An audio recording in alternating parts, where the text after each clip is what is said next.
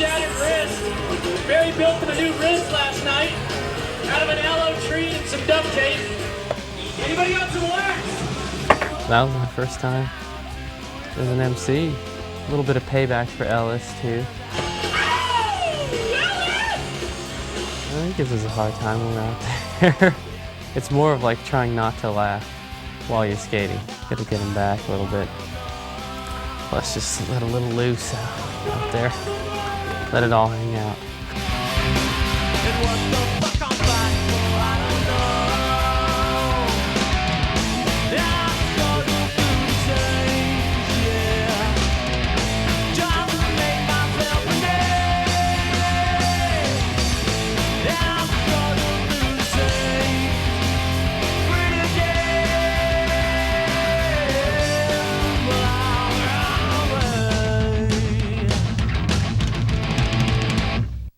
Like his whole bag of tricks since he's retired, it's never stopped expanding. Like he's got every trick on point, you know, every single trick.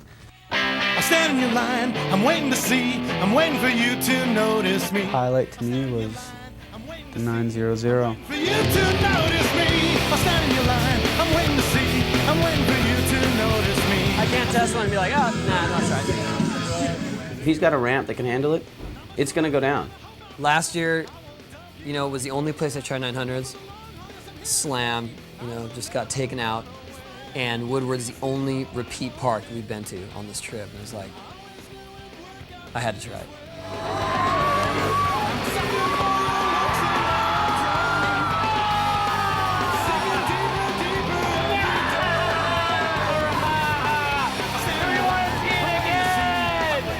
What I notice is that you have to spin really fast to where the top of your helmet comes off your head.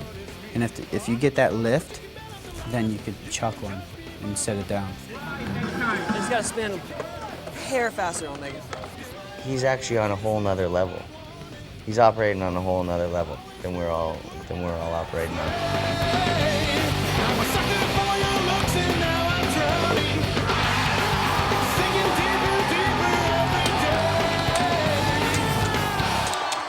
The one I made there was the best one I made, for sure. Standing up fully, like no half squat or hand drag. It felt good.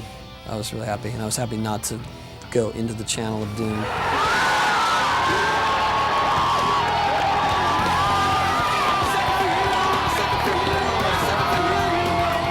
You have to be there to actually realize how wild of a maneuver that is. I have to give it to him, man.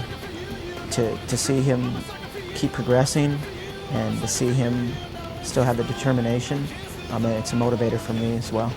Before, when Tony did 900, it was like, Tony did a 900. It's done. What's next? Tony retired, he did the 900, Tony's retired. Now it's just another trick in his repertoire. When Tony decides to come back out of retirement 2 years from now, his contest runs will consist of 900. These guys skate all day, and then they can't wait to get in the foam pit and try all these new tricks, you know? So here you have these grown men who are professional skateboarders and bikers that can't quit.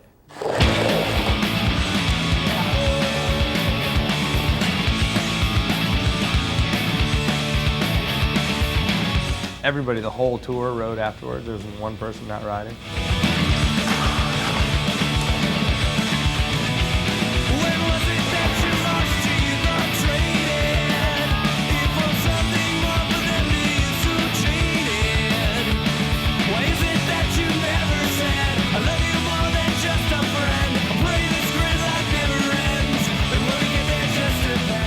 It's pretty much the skateboarding meets gymnastics. All I want to do is lie down runways and launch into foam pits.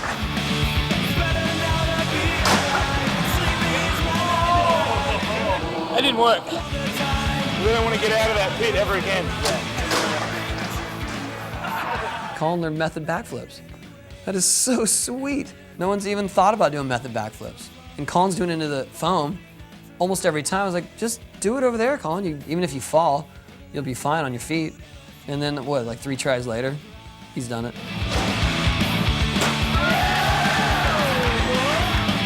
After being in Woodward, I have a whole new list of tricks in my head that I got to get back there to try into the foam pit off the ramp. Riley was seriously ripping into the foam pit. He was doing like 7 or 8 foot airs into it. It was pretty sick. He's like 9 feet above the thing, holding on. And the thing that scares me is that he's just gonna think that's normal, and so eventually he's gonna go to some jump box and hit it 9 feet and just like, yeah, that's the way it goes. Riley's a skate maniac. I guess he gets bummed when we're not skating. He skated Woodward 2 days in a row, 12 hours each day. Was that your favorite spot? Woodward?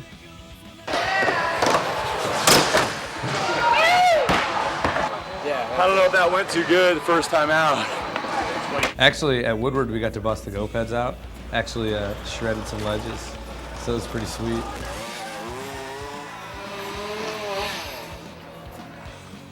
Some people say that it's cheating because, wow, you learn it at the pads. That's not really the way you learn it. You don't have to face any sort of consequences, but whatever progresses, you know, it doesn't matter.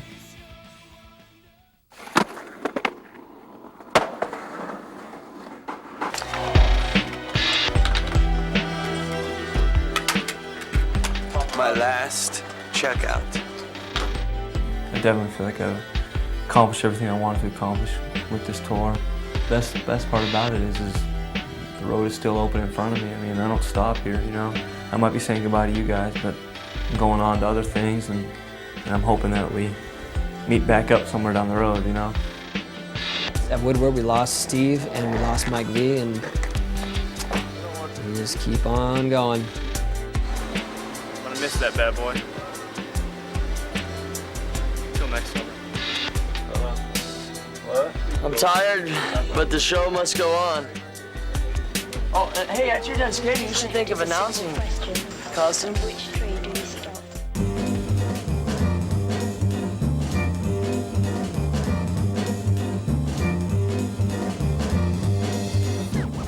This is Lowe's Raceway. We're gonna race cars. We're excellent drivers. Bucky thinks he's badass, but... What's that? What? What? Good luck, buddy. These just go hog wild. We don't use the term hog wild. When we start, you stay behind your instructor because there may be 2 cars passing you, so you stay right behind. Oh, so each dude gets an instructor.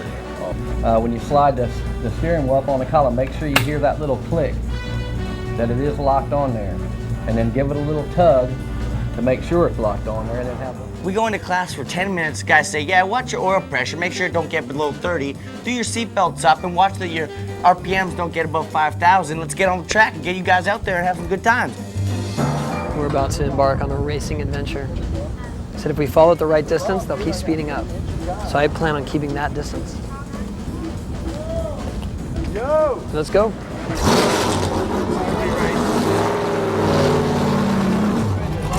Oh, did you hear that one? That sounded good. That's a lot louder than the Ferrari. Yeah. Vicious! One main missing ingredient here that I don't see is a speedometer. And away we went at 160 miles an hour.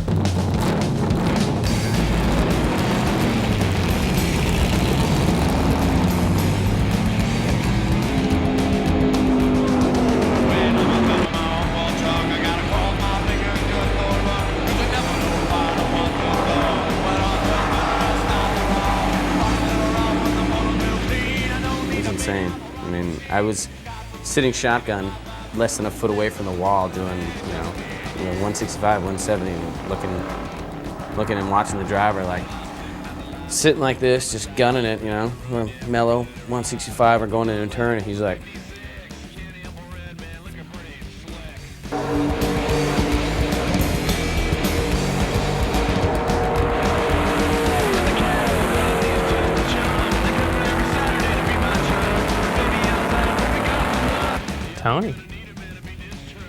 Tony was putting it out there.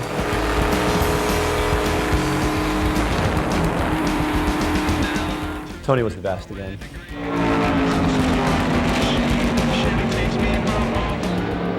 Oh, that was sweet. I don't think I need coffee this morning. I don't think people have any idea how gnarly it is. Like, it was gnarly going around it by myself. I couldn't imagine another 10 cars out there, however many there are. I would say I was doing about 150, 160. Maybe. I don't know. I have no idea. Felt like I was doing 150. No, I need another extreme game for myself. I think this is the next one.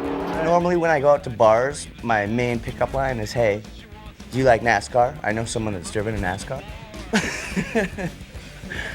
But now, my new line is, you like NASCAR? I've driven NASCAR. Yo, I create off drum drops and 808 black tops. Grab the mic so you don't react. The double X polo shirt with the hat to match. In fact, we verbally vibrate your track, then crush your confidence like plastic condiments. Build you up. When we hopped into the radio station, it was pretty cool. It was almost like we were at a talk show or something.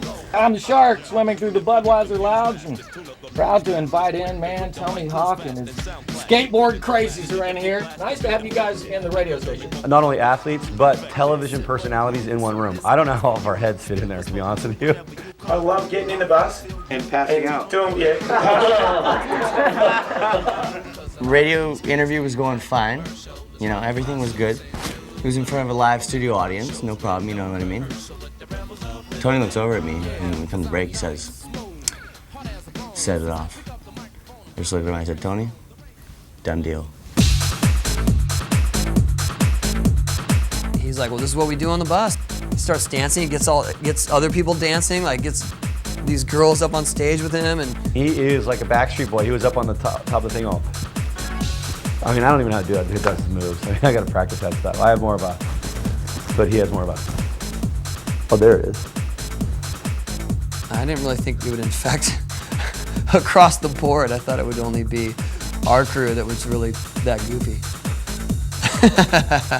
It's all about having fun and to have, you know, personalities like that on the tour that have fun personalities. It just makes it even better. It's what I get paid to do. It's what I'm here for. It's my job. It's how we do. When the Hawk Tour comes through town, you know we're there. You know, we're gonna rip it. We're gonna have a good time. That's all there is to it. Yeah, the rain is not looking good right now. You could smell, you could smell rain. Charlotte, North Carolina, we were speeding up our demo because there was impending rain. Bust all hurts, doesn't it? Turn around and your whole crew's loving it. You tried to En route, they tell us, no worries, street demo will go on. We've got a roller rink inside, with a jump ramp, a bank ramp, and you're gonna jump a NASCAR. Okay? Kind of like gladiators, you know, walking into an arena and all these kids are screaming for us, you know, to go and do battle. It totally reminded me of doing old like Bone Brigade tours because we used to do that kind of thing all the time. Just something about not being able to, everybody wanted to skate but couldn't skate, and then we got the chance to skate, and it just everybody kind of turned it up.